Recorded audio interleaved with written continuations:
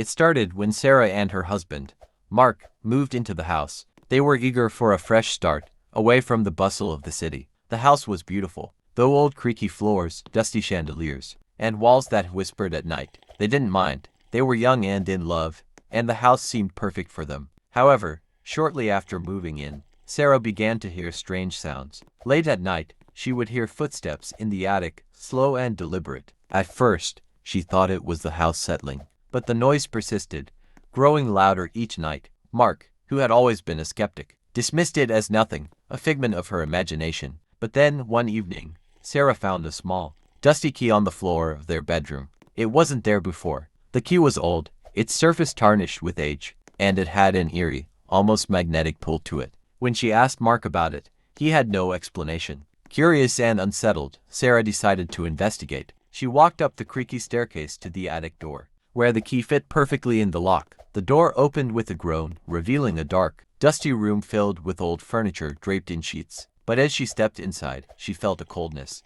a presence that made the hairs on the back of her neck stand on end. She turned to leave, but before she could, she heard a small voice, barely a whisper, coming from the shadows. "Help me." Sarah froze, her breath catching in her throat. She tried to tell herself it was her imagination, but the voice came again, clearer this time, more insistent. "Help me ...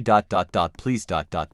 It was the voice of a child. Trembling, Sarah called out, "Who's there?" From the darkness, a small figure emerged, a child, no more than 7 years old. His clothes were tattered and his face pale, with deep, hollow eyes. He stared at her, silent, until she stepped closer. "Who are you?" she asked, but the child did not answer. Instead, he pointed to a corner of the room, where an old, wooden chest stood, its surface scratched and worn. Suddenly, the temperature in the room dropped. Sarah's breath turned to mist as she cautiously approached the chest. Her hands shook as she opened it, revealing a tattered blanket and a small, faded photograph of the same child, only older, standing next to a woman who looked eerily familiar. It was then that Sarah realized the child had been dead for decades. The woman in the photograph was her great-grandmother. Before she could process what was happening, the attic door slammed shut behind her. The child's voice grew louder, now full of urgency and fear. "Help me, or they'll take you too." A cold, bone-chilling laugh echoed through the attic, and the shadows in the corners seemed to stretch toward her, as if they were alive. Suddenly, Sarah felt a hand grab her ankle, cold and clammy.